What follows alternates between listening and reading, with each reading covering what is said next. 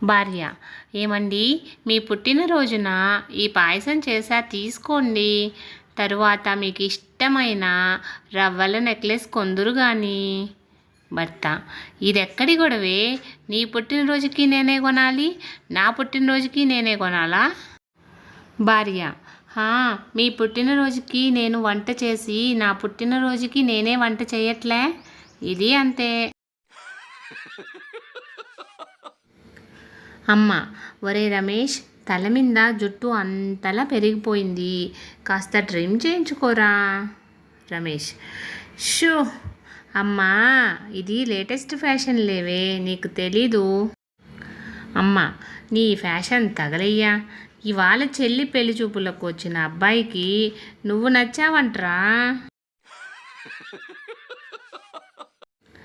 సన్యాసిగా మారిన భర్త: 4 ఏళ్ల తర్వాత ఇంటికెళ్తున్నా, నా పెళ్ళాము పూర్తిగా మారిపోయి ఉంటుంది.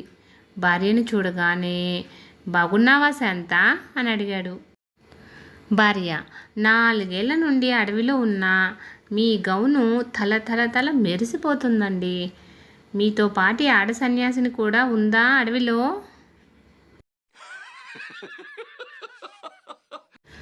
భార్య: వచ్చారా, మీ మొబైల్ ఇవ్వండి, ఇదిగోండి మీ ఫోను.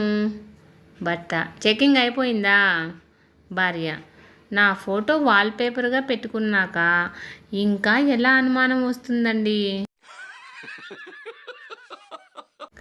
భార్య పట్టుబట్టి ఇంగ్లీష్ నేర్చుకుంటూ ఉంది. భార్య: ఏమండి, కంప్లీట్కు ఫినిష్కు తేడా ఏంటి? భర్త: రెండిటికి పూర్తవడం అని అర్థమే.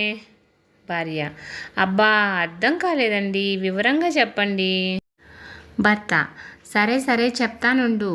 నేను నీకు లభించడంతో నీ జీవితం కంప్లీట్ అయింది, నువ్వు నాకు లభించడంతో నా జీవితం ఫినిష్ అయింది.